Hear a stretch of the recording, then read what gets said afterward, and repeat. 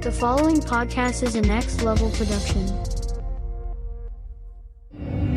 This is all your fault! Calm down, Mark.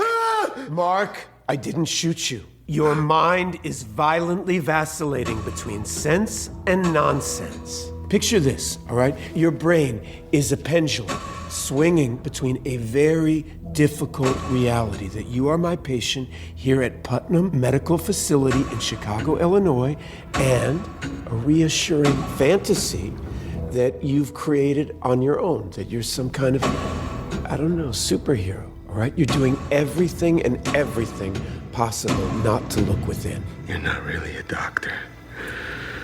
Is that why you keep starting imaginary fights in our hospital? You're not a doctor.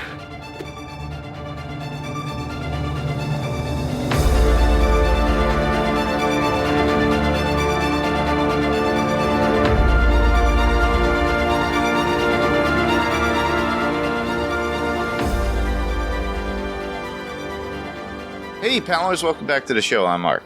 And I'm Steve. And this is going to be a spoiler-full podcast about Moon Knight, Episode 5, which is entitled Asylum. So, Steve, what is the synopsis of this particular episode? Short and sweet, Mark and Steven search through their memories to find their truth or get left behind. Very short, very sweet. Yeah. I don't know if they, they didn't really search through Steve. I don't know if they actually searched through Steven's memories. It felt like it was all Mark's memories. Well, that's something we could talk about regarding this, because literally, if you think about it, Mark and Steven's memories are the same. They're the same person. So, we already know this. We've not been knowledgeable of this for a while now. But, there's also something else that's apparent, too, within Mark's multiple personalities that we could actually get into. But initial thoughts, what were your initial thoughts on the actual episode? I have to admit, when the first time I watched it, when it ended, like, the biggest thing for me was, how are they going to wrap this all up in one episode? I'm excited to see, and I trust that they're gonna wrap it up well. I just don't see how all this crazy stuff, can get wrapped up. I don't think it will be. In a tight I little ball. think this is going to be an ongoing issue within the character itself, or if a lot of rumors to put there for the character itself, because what if they got rid of Mark and Steven altogether? Because based upon what we've learned from this particular episode, if they both die, they're gone. And then Khonshu would have to take somebody else as his quote-unquote Moon Knight, Yeah, I've got this as one of my points, so I want to go too deep into it. Yeah. But it was definitely that ending for sure is like, again, I'm just so confused because I can't believe. I mean, maybe they would. I can't believe they would bring a star of this caliber, like Oscar Isaac, bring him into the Marvel Disney universe and just give him 6 episodes and then we're done. Exactly. No follow-up, no movies, no cameos, no team up. I can't see that. And I also can't see Moon Knight without the multiple identities. Same here. Is kind of the thing I'm at now. So, I'm just like, we'll get deeper into it. But I mean, what about you? How did you end your first run?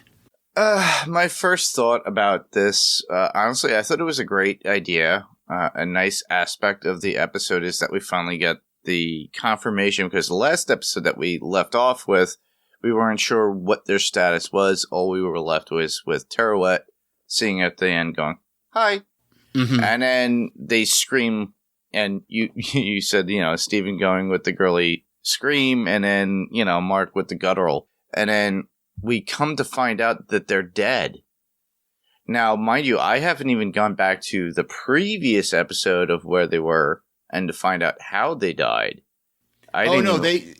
So I did, after we podcasted last week, after we got done podcasting, I went back and watched 3 and 4 back to back. just so I could be prepared for when 5 came out. No, Harrow shoots him.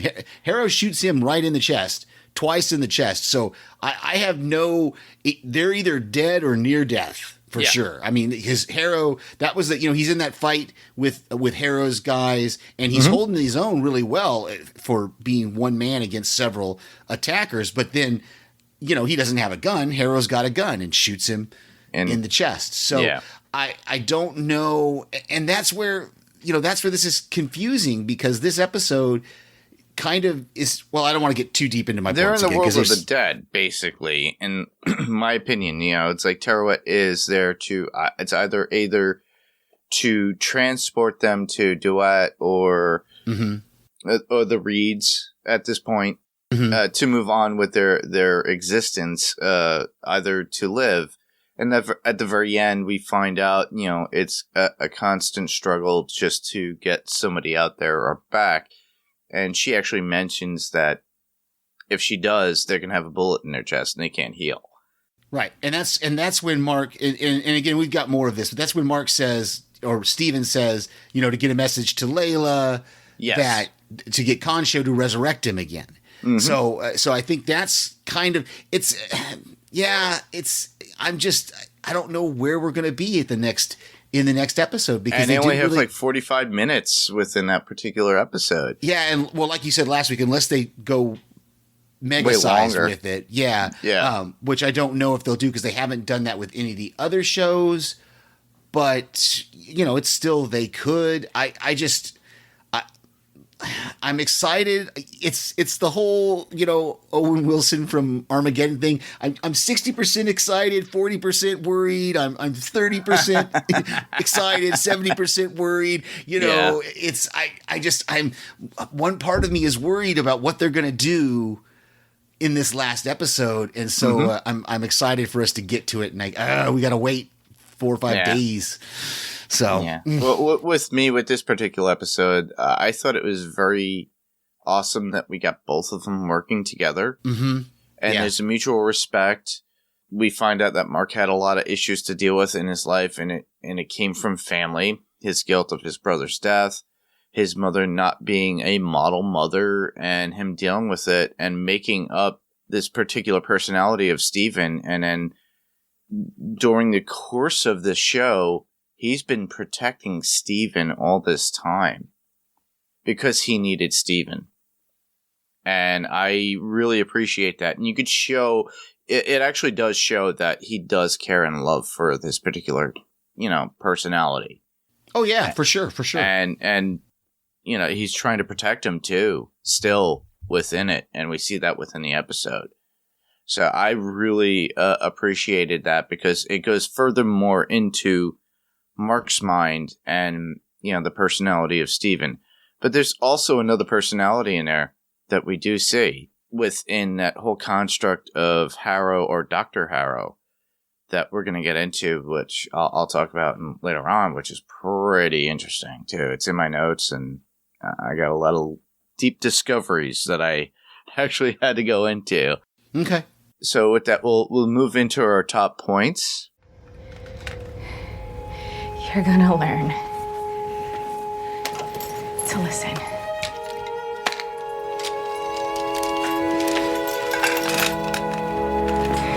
Why do you have to make him do this? I want to see what she did. Disgusting. You're not meant to see that. You're not meant to see that. That's the whole point of you.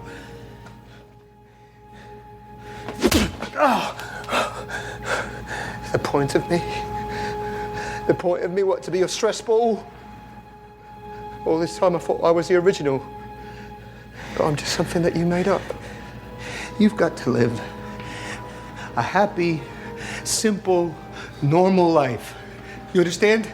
But it was all a lie, wasn't it? So what? What does it matter? Well, you want to remember the truth? And Steve, what is one of your top points? we kind of started to get into it right there towards the end. It's the switching between the afterlife and the asylum, because this is really, I mean, the whole point of this episode. And I think one of the other podcasts kind of mentions that there's a Buffy the Vampire Slayer episode that's kind of like this, that leaves you with the thought of, is all this just in her head? And that's what we get, from the very beginning of the episode. We get that, we get Harrow, he's trying to convince Mark that he's actually in a psych ward, and that the psych ward is reality, and that all this other stuff is nonsense. And we, and I didn't realize until my second watch, and then the third watch confirmed it, that we, at the very beginning, we get those flashes of the cave and his mother saying that it's all your fault, so we get that kind of foreshadow of what's going to come at the end. So, and then of course he's in the doctor's office there. And it's one of those things that I didn't notice until my last watch, but,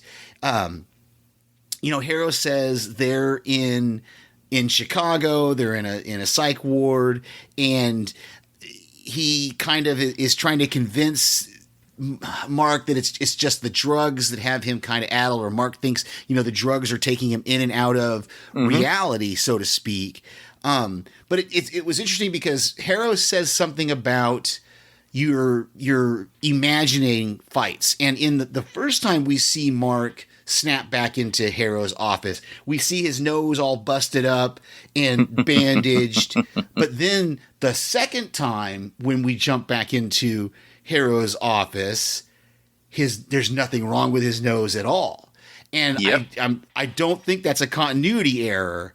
Nope. That is a personality error right there. Right. So I'm trying to figure out what is going on with this, because we can kind of, and in my next one I'll talk about Tararat, but we can kind of talk about that, kind of separate the asylum part of the episode from the afterlife part of the episode, I think, because there's little flashes in the asylum again, and at the end of it, we're not really left with any confirmation. We're just left with this thought of, has all this season just been in his head? Because it sounds like you said, that Dr. Harrow knows what Mark is seeing, because he talks about the hippopotamus, he calls it what he calls it, a rhino, does what I did last week, calls it by the wrong name. Mark corrects him and goes, oh yeah, it's a hippopotamus. So that whole switching back and forth thing, and Mark trying to figure out what's reality, what's real, and what's nonsense, what's sense and what's nonsense,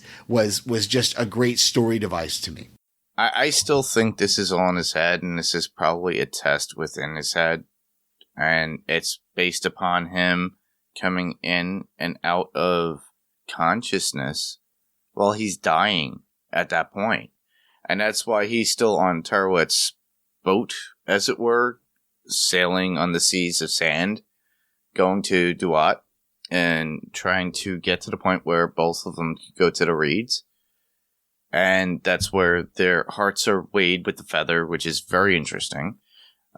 That's very much Egyptian culture and what they actually do. And Stephen actually does explain it, which I really do appreciate it.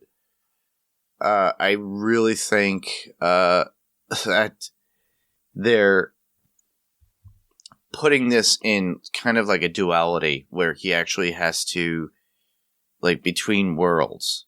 And in his mind and his soul, as it were, are battling and trying to figure out what is real and what's not real.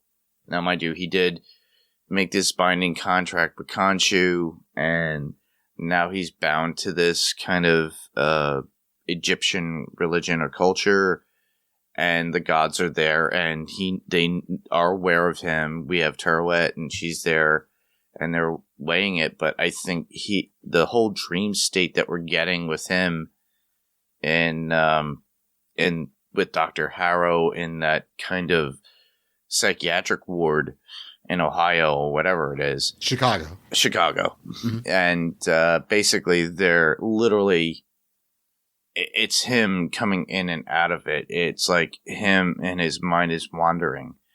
But where he is with Tararat is literally his spiritual sense along with Stephen. So it's a struggle.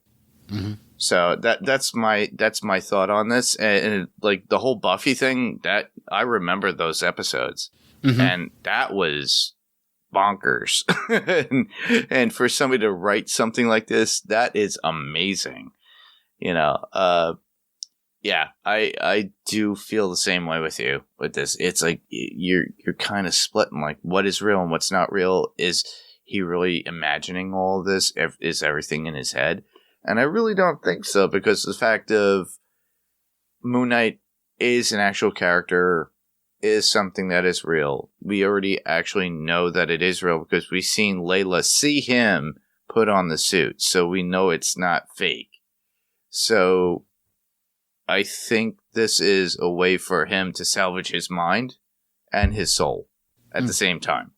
But that's just me. My first point would be, I love the fact that Terouette meets both Steven and Mark and brings them, and on the float to Duat, and which is basically the afterlife. They are basically on an astral plane, which kind of reminds me something out of Return of the Jedi when they're on Tatooine and they're, sailing on the sail barge and everything else. And she's basically guiding them to, so that they can both move on.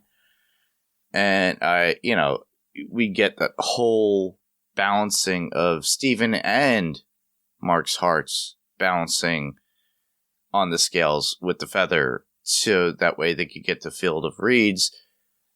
And throughout the whole time, it's unbalanced. It's unbalanced. She even says they're not balanced. They're a quarter here, a quarter there.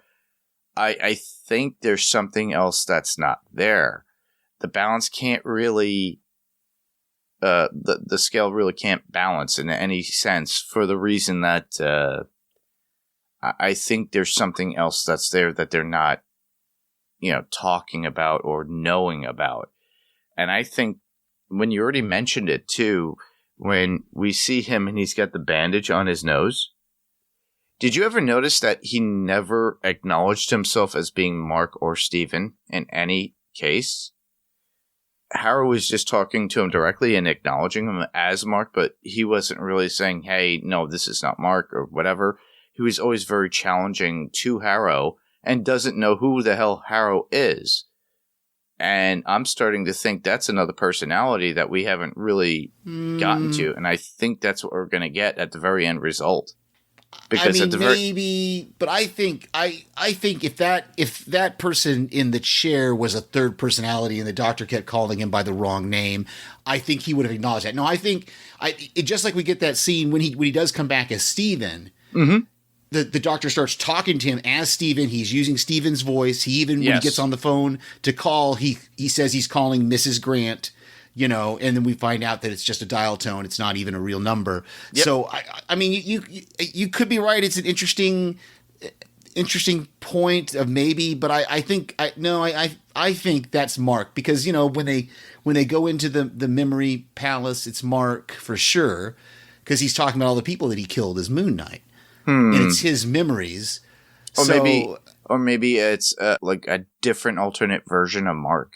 And it's not even what everybody speculates, which would be Jake Lotley, which would be cool, because it'd be like, oh, okay, so this is another version of Mark that we have absolutely no clue about. I think the show has not shown us that third personality. That's just my take. I'm not gonna say you're wrong. You could be right. We'll find out in the next episode. But I think the show has kept it very close to the vest of not letting us see that third personality, because I really think it's not going to be Jake Lockley, or it may be the name Jake Lockley, but it's not going to be the same. It's going to be kind of like the Stephen Grant character. It's going to be a completely different character that we don't even. No, that's just my assumption, though. Yeah, but, I agree. I mean, you could be honest, but Tara, was that all you had for that one? Yeah, that's all I had. Okay, Tara was my second point as well, my second discussion as well, because she was just hilarious in that whole time. Like every time she speaks, she says that no unbalanced souls on my yacht. Them's the rules. High hopes for you two. It's like she's got like this bubbly, kind of trying to be positive, and at the same time, well, you're actually dead.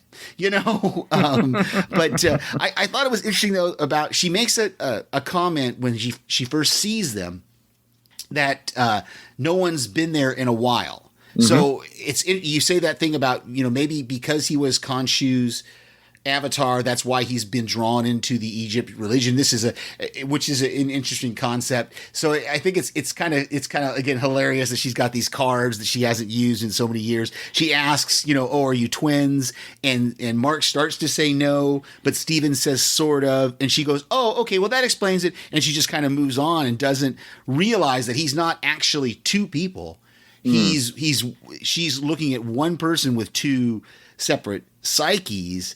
And then I love that how towards the end when those dark soul, when she says unbalanced souls are being judged, this is evil. She's knowing it, the assumption I'm thinking that as an audience we're supposed to assume that Harrow is getting very close to releasing Amet, and that's what's happening. That's what's causing the afterlife. And then when Steven appeals to her about letting them go back to Earth. She makes that comment about that I'd just send you back to a body with two bullets in it.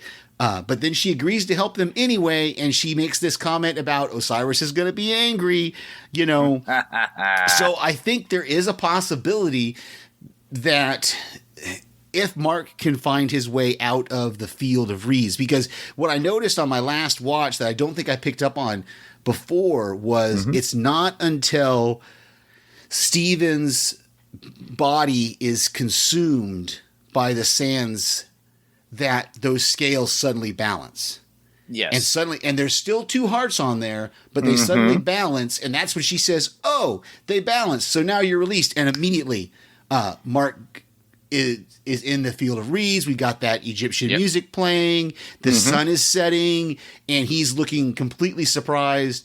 And that's where we end the show. So it's like he's been ushered to the other side. So now there's Layla's got to find some way to release Khonshu so that Mark can then be released from the afterlife, I guess, or I don't know. And that's where does that leave Steven? He's been consumed by the sands. These are all questions that they're going to have to answer for us in the next episode. So I think the gods will have to make a play in this at that point because they're more than just Mark at this point. And I think that's when we'll probably get Steven back and we'll probably get an answer to that bandaged nosed person that we saw. Hopefully it is a third personality that they had no clue about. But hopefully we'll get some sort of resolution regarding that. Right. Well, the next point for me would be seeing Mark's troubled childhood. I thought that was very well done. He feels responsible for his brother's death. Very similar in a tale of what happened to Johnny Cash in his life, because he felt responsible for his brother's death back in the day. If anybody, listeners that actually watched that Joaquin Phoenix and Reese Witherspoon movie where they portrayed it, and then Johnny Cash lost his brother, and he always felt responsible with the years. His father hated him, became a drunk, and blah blah blah. But the thing is, in this case, Mark always felt responsible for his brother's death. Within that, so Mark had to deal with a mother that was a drunk, and within that, because of how aggressive she was, abusive. I mean, she's hitting him with that belt. Yeah. So. And then he basically created Steven. And that's that one incident where Mark confronts Steven, telling him, he goes, I will tell you, you don't have to go to that room. And basically they go up there, and then Steven even sees it. And then he's kind of mouthing everything that he had stated when he came into fruition within that specific scene as a kid. And with the accent and everything, he's cleaning up his room. Mother would be sore at me, blah, blah, blah. And it was a made-up person for Mark to handle that within his life. And it's so sad, but it was something that was needed to be done. But you could also see that is the reason why Mark was always protective of Steven throughout that time. Yeah, that scene confused me a little bit because it seems like, unless he switches back, it seems like Steven was the one getting the beating. But I think maybe he switched back to Mark before like he created Steven to be this personality that would have the perfect mother and so when she actually breaks into the room and comes after him with the belt, I think he must have changed back to Mark or possibly that third personality to push Steven down so that Steven, because remember Steven doesn't want to acknowledge the memory that his mother's even dead. Yes. He doesn't want to acknowledge that she was abusive. He doesn't want to acknowledge that she was a bad mother. And so it was, that scene, it confused me a little bit, but at the same time, I'm right there with you. It was hard to watch. And this episode, I don't know if it's been on other episodes or not, but there was a card just after the credits, but right before the Marvel Studios logo, there is a card they flash up about if you're having mental health issues or something like that, contact. Oh, really? And then they give, it's real quick. And it's one of those things, it almost seems like it was added as an afterthought by Disney, realizing that they should have had this in there all along. Yeah. And so they put it at the end of the credits, right before the Marvel Studios logo, so that it's at least there, for people who watch all the way through to the end. But yeah. My next one is the memory that we step into of Layla's father being murdered, and Mark again talking about that origin story that we hadn't gotten. We finally get it, and it's eerily similar to the comic books. He says, when you wander away from post in a fugue state. So I'm assuming he wandered away from his post from the military. One of those times when he reverted to Steven or reverted to a different personality, and that's what got him kicked out of the army or whatever military he was in. Mm-hmm. And that he went to work for his old CO, Bushman, and Bushman had a job stealing this or robbing this archaeological dig and decided he was going to kill everybody. And Mark was opposed to that. And so Bushman killed him instead. I love that. And I love that scene where we get with Khonshu and the almost dying Mark, where Khonshu says, "I need a warrior. Do you want to be a warrior?" And then he stands up and we get that suit. We get the full suit and we get the full camera shot of him assuming the identity of Moon Knight with that armor. And it just was incredible to watch. And I loved it so much. It was great. So I'm excited to see what more, if we're going to get anything more from that, but that was enough. Like I wanted to get at least some sort of an origin story. Yeah. And so we got it. And I believe, so if the time frame is right, what I'm getting at is I think Layla said her father died 6 months ago. And in one of the memories when he's talking to Steven, he says, "We got the call from Dad that Mom died 2 months ago." So his mom died while he was Moon Knight. Yes.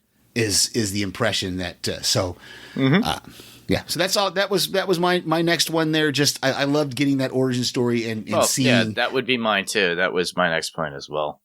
I love the fact that we actually get that, and it was very, like you said, it was very similar to the comic. Mm-hmm.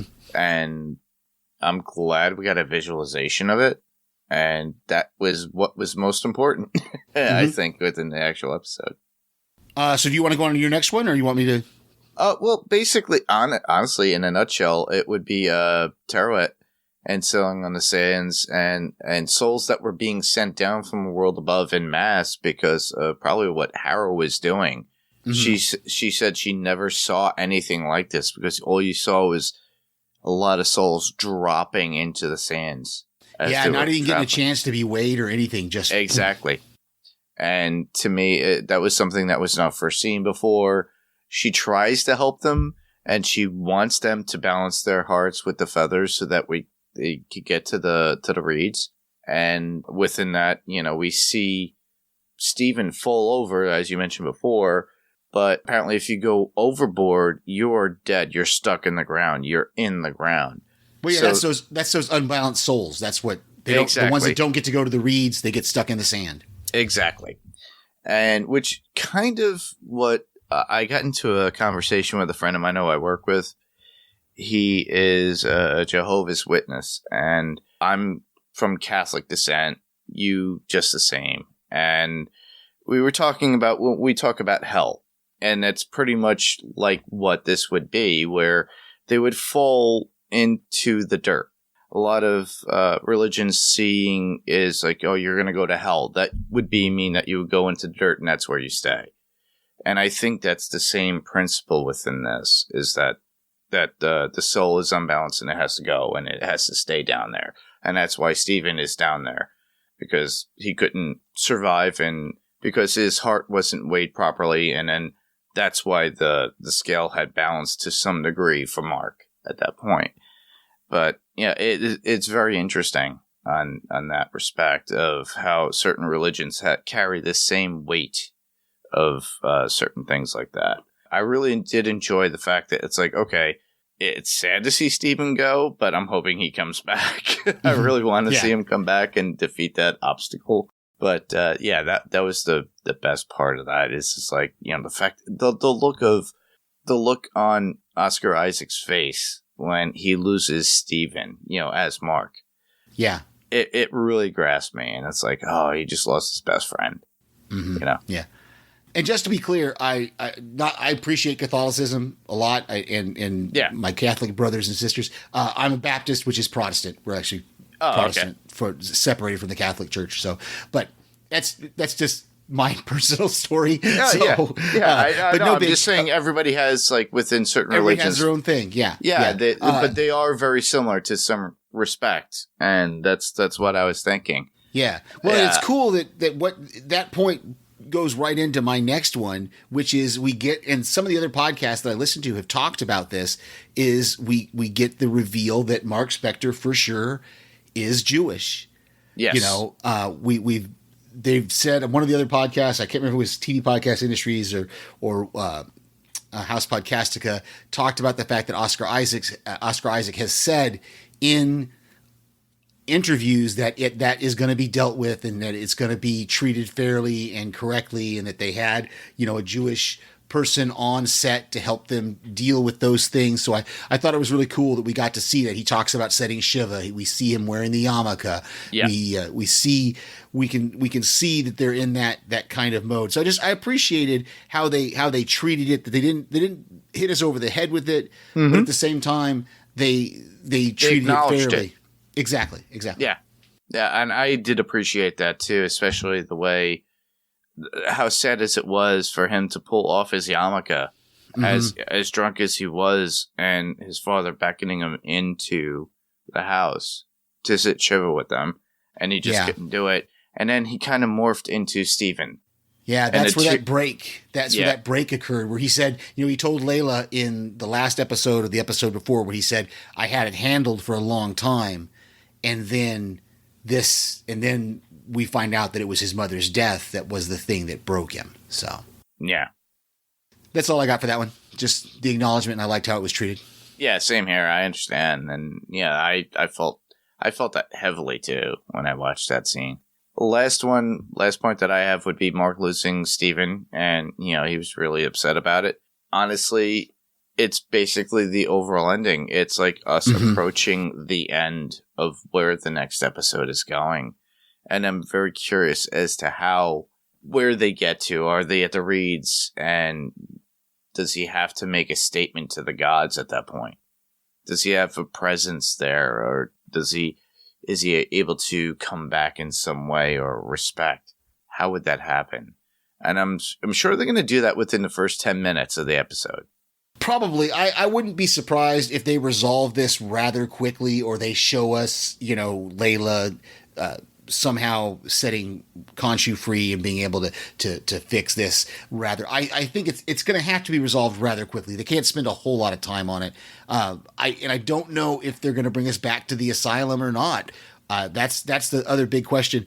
My last one really is that fight on the barge, on the yacht, was just terrific. Seeing how, like you talked about how Mark is very protective of Stephen. He tells him to go hide, and Stephen's kind of like, "You got this, Mark. You can do it. You can do it." And then at that point when Mark is being beaten, Stephen realizes, "No, I got this too." And he goes and he gets that baseball bat and he starts fighting, and we see him actually have that fighting. So I'm excited that I think in the next episode we might get a Mr. Knight having some fighting prowess in the next episode. That would be cool to see. That'd be awesome. The only other note that I have that we haven't really already talked, or I've got a couple of notes that we haven't already talked about.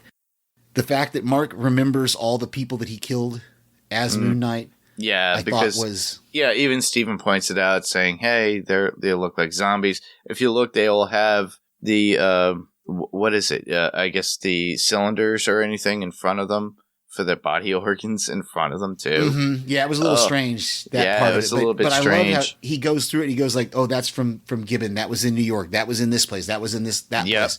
You know, and he knows exactly all the places, and he remembers all the people that he's killed. It was tragic because that's hard to weigh on a soul. Yeah. Well, it's literally him kind of looking at his life of killing people at that point, and that's very hard to deal with. It's literally resting on his conscience and his soul, as it were. Every time I watched, I tried to pause it on whatever Steven steps on at the beginning of the episode when he approaches the cave, or when he's in that memory, he steps on something and breaks it, and I tried to catch it every time. It looked like it might have been like a little figurine of Khonshu. I'm not sure. No, are you talking about when they were kids? Yeah, when they were kids, and Steven is following them, and they go It's a bird. It's a bird. Okay, he steps on a bird. Okay, it's a skeleton of a bird, and I kind of had that in my notes too, because it was kind of like, oh, he broke his bonds with Khonshu at that point, but in his mind and his soul, because literally he's going back in time, or maybe that's his way of actually stepping and becoming part of Khonshu. I don't know. Point.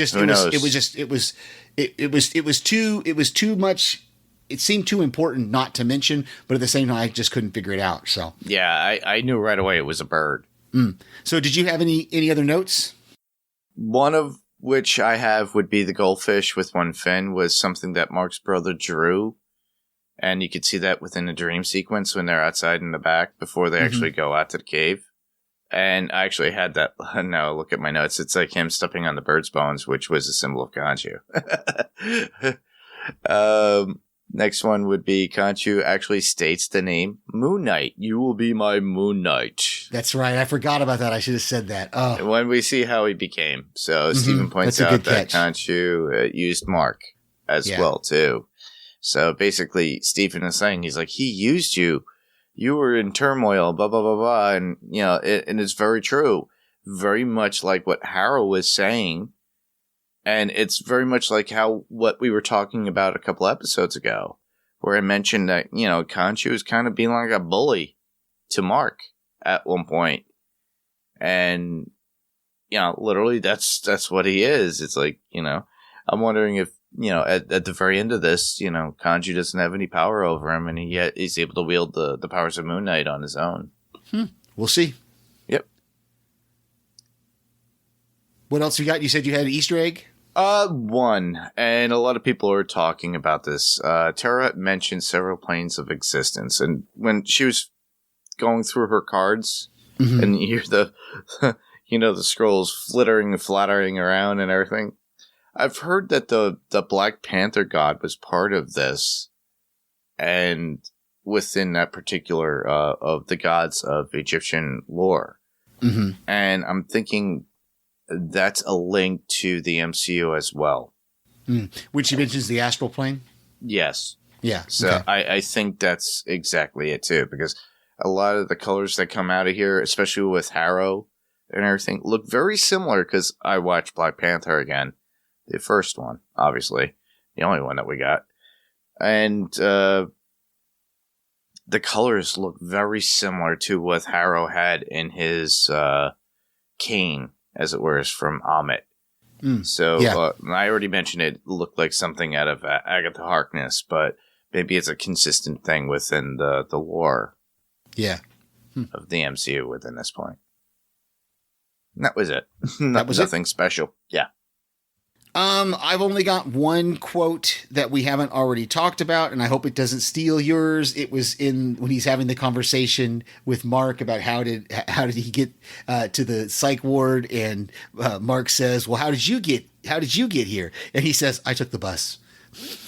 I just found that hilarious when he's just like, "I took the bus, like I do every day," kind of thing. So. The only quote that I would have would be young Stephen saying before his mother walks into the room as she's banging on the door, "When danger is near, Stephen Grant has no fear." Meaning that was how that's right. Stephen became to be. Yeah. Yeah. I like it. Yeah. All right. So apparently we got some feedback. Mm-hmm. And our friend Lara sent some feedback, and we're going to listen to that now. Hey, Mark and Steve, this is Lara. I'm calling in with a bit of feedback about Moon Knight Episode 5, Asylum. First of all, the name of the episode, Asylum, obviously. It takes place in this pseudo-asylum where Mark and Steven find themselves, but also, asylum can mean a bit of a sanctuary, and this asylum is this safe space in Mark's psyche where he created Steven to be kind of a sanctuary for him to go to avoid all the trauma that we see him experience in this episode. And I found it no coincidence that Taweret, the goddess of mothers and children, who we find out the hippo goddess is the one who greets him, because there's a lot of mother and child issues that have to be addressed in this place where Mark finds himself. So I thought it was funny that Mark would rather take on an Egyptian goddess and all the minions of this afterworld rather than actually going and facing his past, because of this horrible, horrible childhood accident. Mark takes on a lot of guilt. He not only has the guilt of the death of his little brother, but also the decline of his mother, the decline of his family, and possibly even his mother's eventual death, because it looks like she was, becoming a bit of an alcoholic, and maybe that's how she died. As an older sibling, I can totally understand that sense of responsibility, especially growing up in the 80s where we had basically the opposite of helicopter parents. I had a younger brother, and basically our parents would tell us to go off and play, and as the older sibling, I was expected to take care of my little brother at all times. So yeah, I can totally see if something would have ever happened to him, how that guilt would just set on my mind, and probably was never fair that all of that guilt had to sit on Stephen's Mark's shoulders, and his mother put that kind of stress on him. It's no wonder he took the path in life that he ended up taking as a mercenary. I mean, he already had a lifetime of believing that he was a damaged and horrible person, so why not go off and rob people, murder people? He never thought that he was a good person. He might have found a way to suppress Stephen in the past, most likely at the mental hospital in Chicago that Harrow references that he's supposed to be at. I think maybe that's how he suppressed Stephen for so long, but then we see he has a relapse 2 months ago, because that's when Layla said he disappeared, and that's when his mother died. So Mark couldn't handle that sorrow and guilt, and he let Stephen take over, and wow, that was the most amazing scene. Oscar Isaac needs an Emmy just for that scene. Later we find that Mark created Stephen from his little brother's favorite movie, and I think that Stephen seems to take on that childish innocence of Mark's younger brother, and maybe even the meekness of his father, who tried to give Mark love, but he never could find the strength to confront his mother. Mm-hmm. I just had a few remaining questions. I found it a little confusing that when Mark's mother goes in to beat him, it seemed like Stephen was taking all the punishment at that point in the bedroom scene. But it seems also like Steven was created to be the mental asylum for Mark. So I'm not sure. It seems like Steven never remembered any of those moments of abuse. And so the souls are falling into the afterlife. Does that mean that Harrow has gotten Amit's Ushakti and has released Amit into the world and therefore has done something to Layla? Oh my gosh, I gotta wait till next week, but I really hope she's okay. And lastly, we still don't see Mark's so-called partner who murdered Layla's father and all the other archaeologists, so there may still be a chance that it could be Mark and Steven's other identity. Mark did try to take himself out before Khonshu offered him a new job, so who are we to say that who are we to say that it was Mark who accepted? Maybe it was this third identity. I don't know. I'm still kind of on that bandwagon that maybe, or at least on that theory that maybe it was his other alter ego that killed Layla's father, but that's going to create a huge amount of complications. All right, those are my theories and my questions, and wow, what an amazing, amazing episode. I'm excited for next week's episode, but kind of sad too. I don't want it to end. Excited to listen to what you guys have to say about it, because this was an awesome episode. Talk to you later. Bye. Thank you so much, Laura. Yeah. And thank you for Laura. having the same confusion that I had about the beating scene. I appreciate that somebody else was a little confused there. It is confusing. I do think, though, I don't think it's going to be the other personality that killed Layla's father. I think it's going to be his commanding officer, this Bushman fella who killed Layla's father. And I think he's going to, he may or may not show up in the next episode, but I think if this character remains, he might come into play down in the future. Yeah, I think he will be confronted at a certain point, Bushman. I don't think it is Mark's third, but I think Lara kind of answered her question about, because of Steven taking over when his mother was, when Mark's mother was banging on the door and coming in, and her thinking that, Steven was taking the beating and then just repressing it. I don't think that's it at all. I think it's the other kid. And that's another personality that we haven't really seen. And, honestly, we have not seen this. It's kind of in the shadows.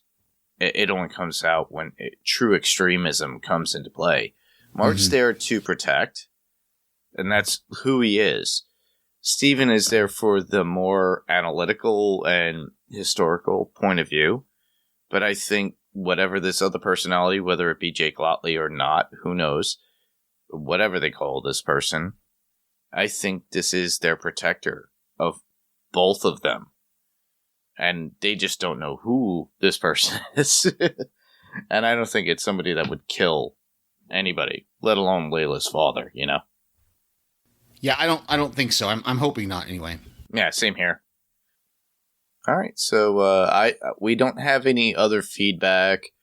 We don't have any comic book news other than Ezra Miller is still attacking people, apparently, and delaying Flash, which I'm very upset about. But there's like a whole bunch of stuff. But Doctor Strange in the Multiverse of Madness is coming out. They already had CinemaCon recently, and a lot of people who I know out in California actually got to go see it because they have that awesome advantage of being top players in media and covering all this stuff. And they got to see like the first 20 minutes of Doctor Strange in the Multiverse of Madness, which was amazing, apparently. They got to see a really cool 15 minutes of snippets of like Top Gun, Maverick. Ugh. I'm really upset and jealous.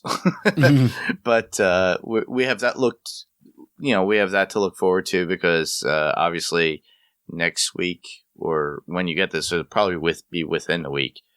And Doctor Strange will be out. And I already knew people that already had seen Doctor Strange, and they've already told me that they did, but they didn't give me any spoiler reviews. And they said, It is amazing. And I said, as amazing as Spider-Man? They're like, yes. Okay, cool. So to me, I'm happy about that, and I look forward to seeing that when I can. I'm not one of those crazy people that buys their tickets at a time. I know a lot of people that we know. Steve, you probably already bought your ticket, probably. Not yet, but I will be. I've got to wait and see how I feel that week, so I may have to wait a little bit. But that weekend, I have to go to Red Bank, New Jersey, and it's the 25th anniversary of the Jay and Silent Bob's Secret Stash. So I will be there for the celebration. So I'll get there, hang out with Kevin, Jay, everybody from the Clerks crew, and celebrate the 25th anniversary of the Secret Stash. And then they're going to do a cool Q&A at night. So I will be there. I'll have business cards for Panels to Pixels. So if you guys are there, look for the guys with the Panels to Pixels podcast t-shirt. And I will be there. There you go. But I plan on there, and then me working it out, trying to get Kevin for our 200th episode, which I want to happen. So he said it was going to be a done deal, but I haven't heard back from anybody. So this is my next step of trying to make that happen. Very cool. Yeah. Now on to podcast recommendations. So what do you have, Steve? The only one I've got is if you are a watcher of the show Ozark, their second half of season 4, the finale season, dropped today on Netflix. And a few days ago, our good friends Rima and Wendy did a podcast covering the first 4.5 seasons on Strange Indeed. So check out the Podcastica group. Strange Indeed. They'll be covering Ozark. They'll be taking it week to week for the next however many episodes are in the last half of the season. I listened to their recap of the beginning because I needed to get caught up because I didn't even watch the first half of season 4. So I need to watch the first half of season 4 and then launch into that. So check out Strange Indeed, a Podcastica podcast covering Ozark. Awesome. Very cool. And the only thing I have really to offer, I've been continuing doing this, and I mention it every week, Truest Blood with Deborah Ann Wall and I'm forgetting Kristen Bauer. And they were actually in True Blood. And they had some pretty interesting episodes. Lately, they're doing it episode by episode, so I highly recommend it. I've been rewatching it, and to me, rewatching a show that has been gone and listening to a podcast from the actors that were on it and then people that were involved is amazing. To me, it's pretty cool to watch, and as well as listen to within the podcast itself. So, Truest Blood, you can find that on any podcast player of choice. Very, very cool. And YouTube recommendations? Well, obviously the Grim Life Collective, Michael and Jessica are still out there doing their thing. They're hitting all the spots out there, all the spooky trails. So check them out on YouTube if you can. You could check out Malfunction, which is Sean Clark's YouTube and podcast, because he does the thing with 2 heads on that as well. It's only one. It's one whole thing. And Sean is liaison to the stars that you could actually see at conventions. So check that out. He kind of shown some of his collection, and he's got a cool bunch of like horror and sci-fi and all that memorabilia in his house. You know, I think his house is literally a museum if you think about it. And that's about it. All right. Well, as we do every week, we love to hear from you if you can. If you are listening to us on whatever podcast player of choice you choose, whether it's Spotify, Google Play, Apple Podcast, or any of the ones that are out there, please give us a shout out, a review, or anything. If we get wind of it, we will reference you on the podcast. Exactly. You can check us out on our website, which would be www.panelstopixelspodcast.com.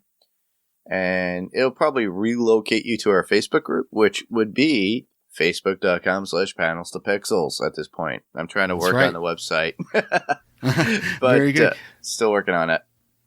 Very good. We are also on Twitter at panels2pixels. That's at panels, the number 2 and pixels on Twitter. Exactly. And you can email us at panels2pixels1@gmail.com. That's panels, 2 is spelled T-O, pixels, and the number 1@gmail.com. There you could easily type in your thoughts about the episode or whatever we're covering at that time. Or you could easily just record yourself and send it as an attachment, and we'll play it just like we did with Lara, and then we'll talk about it as we are listening to it live on the podcast. Absolutely. We are on YouTube as well. We are Panels 2 Pixels Podcast on there. Give us a thumbs up and subscribe. Again, that's Panels 2 Pixels Podcast. All words spelled out on YouTube. Yep. And we are on Instagram, and that would be at Panels 2 Pixels Podcast. So check that out. I haven't really been posting much. I think, Steve, you've been posting a lot, but we're going to try to make that more of a habit. Yeah. We'll try to get on that more. We would also love for you to check out all the other podcasts on the Next Level Podcast Network. All of them are great. His interview show, Wilhelm, is coming back. The Melting Pat, Podcast Zero, and there's many more other podcasts on there. Go to the nextlevelradioonline.com, or nextlevelradioonline.com, and check all of them out there. Exactly. So coming up next week, well, the final episode of Moon Knight. And the episode title, I have no clue. But we will be covering it, and we want to hear your thoughts. So please send them out. So once there's an image on Facebook, and you're on Facebook, I'm sure everybody's on Facebook, leave them in the comments below once you see that image that day. We will definitely have one out. Yeah, we will definitely have one out next week. Oh, we had one out this past week, too. There you go. There we go. So where else can listeners hear us, Steve? For me, I send voice messages to various other podcasts that our friends do, and they're gracious enough to play those on their podcasts. I just sent one actually to TV Podcast Industries and to House Podcastica, praising them on their coverage of Moon Knight. I also, over there on Podcastica, they are starting a new podcast about the show From. If you watched the season 1 of From, Alex and Elizabeth are covering From there on Lizzie, on House Podcastica, on that feed. Lizzie is on there. I forgot about that. Wow. All right, cool. And well, you guys could also listen to me on Adrenaline Cinema Podcast, which could be found on the Pirate Core Entertainment Network. And with there, we cover action, adventure, thriller, suspense films, anything that gets your adrenaline going. I just recently uploaded, of all things, Indiana Jones and the Temple of Doom. Mind you, yes, listeners, I know you could yell at me and you're probably yelling at your phone or your car radio or whatever. Yeah, I've been talking about this for a while. We recorded back in February. It's finally out. I had to do a lot of editing. And honestly, it wasn't more about Megan. It was more about me. So I fixed it and I had a resolve. So if you see or you hear that tape rewind and stop and clicking, that's me adding in more crap that we kind of figured out like a month or two after. And I was like, okay, we're going to throw this in here. So please excuse the difference in sound quality. But, we had fun. You have other things to look forward to on Adrenaline Cinema Podcast. We're going to be doing Army of Darkness. Jerry and I are going to cover the Planet of the Apes. We're going to go through the Apes series. Again, the Angry Red Planet. I believe Big Trouble in Little China is up there that we're going to be covering. So just go to the Adrenaline Cinema Podcast Facebook page, and we will let you know exactly what we're covering at that time. And just comment below if you're interested or you want to get your voice out there as well based on the movies that we're covering there. Other than that, you can hear me right here on Panels to Pixels Podcast, as always. And with that, I think that's our show. And we look forward to seeing the next Moon Knight episode, everyone. I hope you guys are too. I know Steve and I are we're pretty much looking forward to that, as well as Doctor Strange in the Multiverse of Madness, right, Steve? Oh yeah. Oh yeah. All right, so that is our show, and I just want to thank everyone for listening. I'm Mark. And I'm Steve. And this was Panels to Pixels podcast, and we'll see you on the next panel. Good night, everybody. Good night. Laters, Gators.